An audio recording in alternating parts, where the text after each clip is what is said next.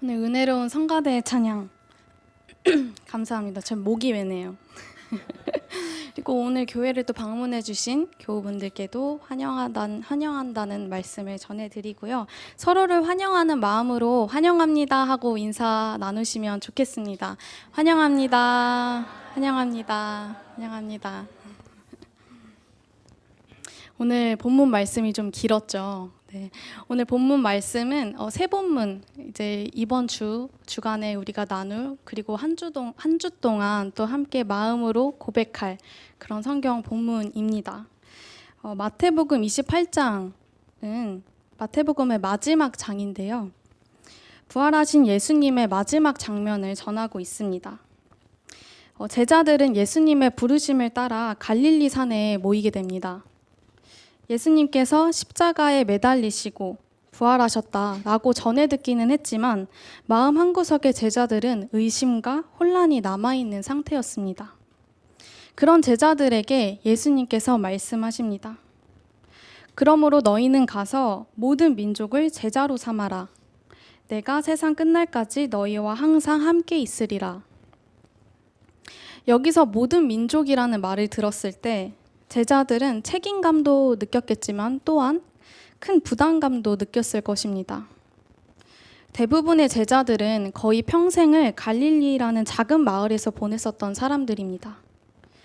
갈릴리는 유대인들에게는 변방으로 여겨졌지만 예수님은 이곳에서 주로 활동을 하고 많은 제자들을 모으셨습니다.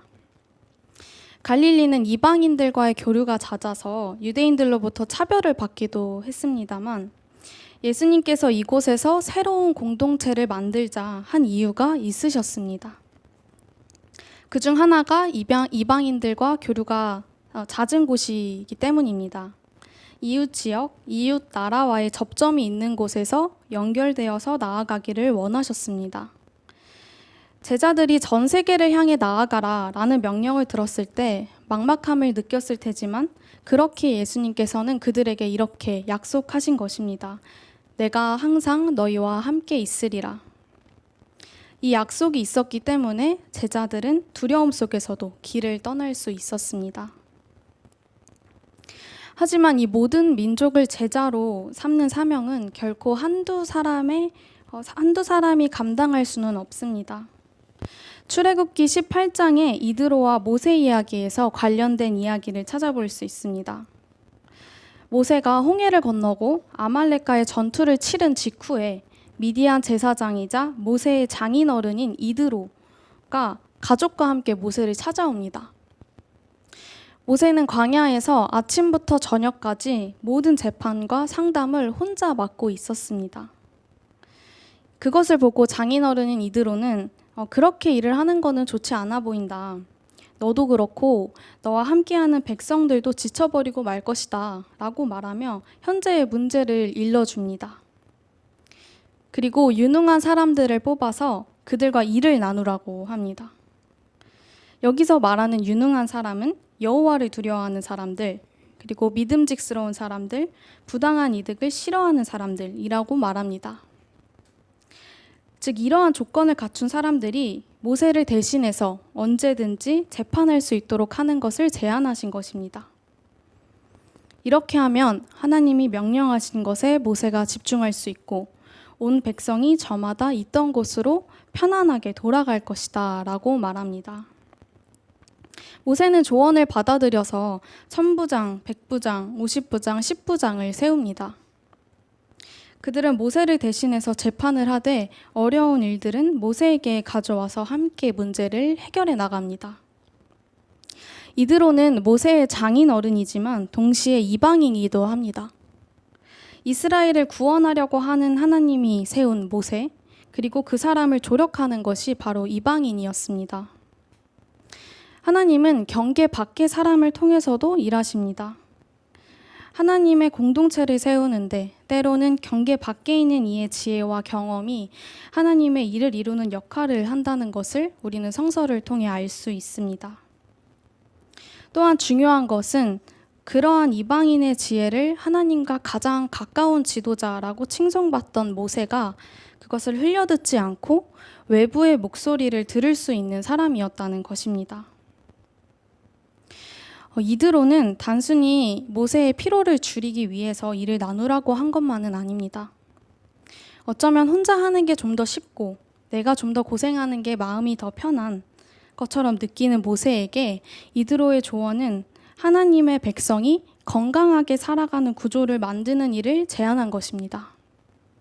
하나님의 사명은 혼자서 완벽하게 수행하는 것이 아니라 함께 나누어 감당하는 것이기 때문입니다. 사도행전 6장은 예루살렘에 있는 초대교회에서 발생한 문제에 대해서 언급합니다. 교회가 빠르게 성장하고 있던 초기에는 성전 뜰 그리고 가정집을 중심으로 예배, 교제, 구제 등의 날마다의 돌봄이 이루어졌습니다. 이때 공동체 내부에는 두 그룹이 있었는데요. 아람어, 히브리어 계열 문화권에서 살아왔던 팔레스타인 토착 유대인인 히브리파 유대인이 있었고, 디아스포라 출신인 그리스어 문화권에 익숙한 헬라파 유대인이 있었습니다. 이 당시 예루살렘에는 노후를 고향에서 보내려고 귀환한 디아스포라 유대인과 그 가족들, 특히 과부들도 많이 있었던 것으로 보입니다. 여기서 히브리파 유대인은 토착민에 가까웠고 헬라파 유대인은 토착민보다는 이방인적인 요소를 갖고 있었습니다. 본문의 갈등은 헬라파 과부들이 매일의 구제인 디아코니아에서 소홀한 대접을 받으면서 시작합니다. 구제는 음식 지원과 재정 분배 이 두 가지 모두를 뜻하는데요. 여러 주석에서도 언급을 하고 있듯이 이것은 의도적으로 차별했다라기보다는 헬라파와 히브리파의 언어가 달라서 의사소통 과정에서 문제가 생겼고 교회가 급성장하면서 행정적으로 과부하되는 등 복합적으로 문제가 발생했을 가능성이 큽니다. 하지만 의도하지 않았더라도 실제 소외와 부당함은 발생했고 그 문제는 말해졌기 때문에 해결의 길이 열릴 수 있었습니다. 사도들은 공동체의 문제를 해결하기 위한 방법을 제안합니다. 성령과 지혜가 충만하고 사람들에게 칭찬 듣는 사람들 7명을 세우자는 것입니다. 그들은 구제와 식량 지원, 재정을 전담하고 사도들은 기도와 말씀 사역에 전념하기로 하였습니다. 여기서 7명의 인선의 특징을 살펴보면 스데반, 빌립, 브로고로, 니가노르, 디몬, 바메다, 니골라 이들의 이름은 전부 그리스식입니다. 그리고 안디옥 출신의 개종자 니골라도 포함되어 있습니다.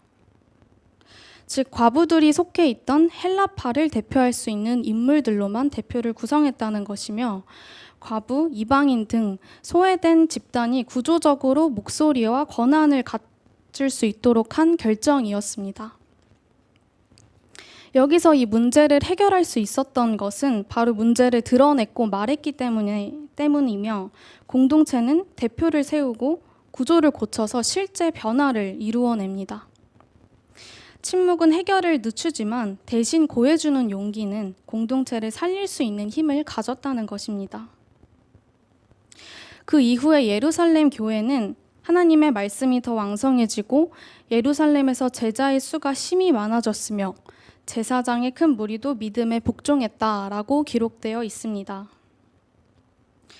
의도되지는 않았지만 발생한 내부의 부당함을 바로잡는 실천은 복음의 확장과 제자의 증가로 이어졌습니다. 바로 교회의 성장은 사역 확장만이 아니라 공동체 내부의 약자를 보호하고 또 공정한 분배를 통하여 신뢰를 얻을 때 일어납니다. 언어와 또 문화 차이로 의도치 않은 불의가 생길 수 있음을 인정하고 또 말하고 듣는 과정이 바로 복음적이라는 것입니다. 다시 마태복음의 본문으로 돌아와서 1세기 유대 사회에서 모든 민족이라는 표현은 지리적인 개념이라기보다도 경계를 넘어서는 것을 뜻했습니다. 유대인과 이방인 사이의 높은 장벽, 문화와 종교, 언어와 관습의 차이를 넘어서 낯선 이웃을 품으라라는 부르심입니다. 이것은 사도행전 6장에 서로 다른 언어 문화권의 이들이 한 공동체를 이룰 때 나타나는 과제와 맞닿아 있습니다. 닫힌 경계를 열고 낯선 이웃을 품으라 라는 이 부르심은 우리가 사는 곳 그리고 속한 공동체 안에서의 민족만이 아니라 나와 생각이 다른 사람, 나와 언어가 다른 사람, 다른 세대, 또 다른 삶의 배경을 가진 이들, 그리고 내가 규정하기 어려운 사람들에게까지 나아갑니다. 우리를 불편하게 만드는 이웃, 혹은 우리가 쉽게 잊어버리는 사람들까지 품는 길입니다. 우리 공동체와 사회에서도 언어, 문화, 세대 등의 간극이 있습니다. 늘 선의를 갖고 일하더라도 의도치 않는 누락도 생길 수 있습니다. 하지만 그건 사회에서 구조를 바꾸지 않으면 그 사각지대는 반복됩니다. 그때 우리는 이렇게 선택해 볼 수 있을 것입니다. 그건 내 일이 아니야 라기보다도 그 억울함을 함께 말해줄게. 그냥 넘어가자가 아니라 약자를 보호할 대표성과 구조를 만들자. 내가 다 할게, 난 빠질게가 아니라 은사에 따라 또 필요에 따라 나누어 맞자.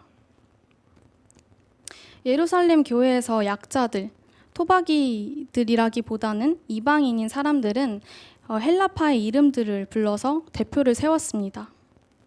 그것처럼 접근성과 대표성을 살피고 절차와 소통을 정비하는 일들을 통해서 정의로 나아갔습니다.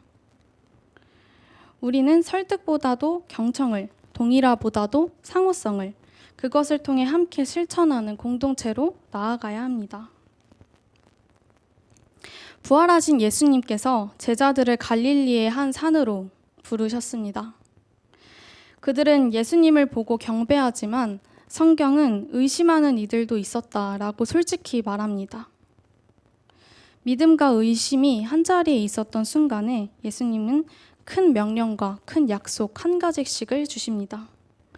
하나는 너희는 가서 모든 민족을 제자로 삼으라 라는 큰 명령이고요. 두 번째는 내가 세상 끝날까지 너희와 항상 함께 있으리라 라는 큰 약속입니다. 예수님의 제자를 삼으라 라는 말씀은 누군가를 우리 편으로 끌어들여라 라는 명령은 아닙니다. 예수님의 길을 함께 배우고 살아내는 동행자로 세우라 라는 부르심입니다. 그래서 예수님께서는 세례로 새로운 정체성을 선물하시고 가르침으로 살아내는 법을 배우게 하십니다. 이 초대는 강요가 아니라 자유로운 응답을 전제로 합니다. 권위도 동행의 약속도 우리의 것이 아니라 주님의 것이기 때문입니다. 오늘 새 본문이 우리에게 알려주는 것을 3가지 정도로 꼽아보자면 첫 번째로는 사명은 넓습니다. 모든 민족을 제자로 부르시고 경계 밖을 향해 사람들을 부르고 계십니다.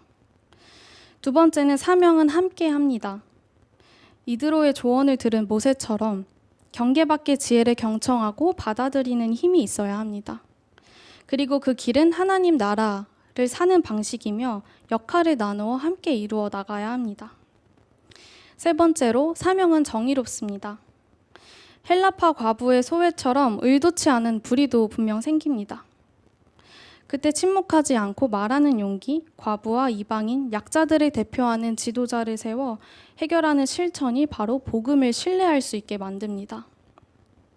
주님은 약속하셨습니다. 내가 세상 끝날까지 너희와 항상 함께 있으리라. 그 약속을 붙들고 우리 함께 그리고 우리 밖의 지혜와도 함께 하나님의 일을 더 공정하고 따뜻하게 이루어가기를 소망합니다.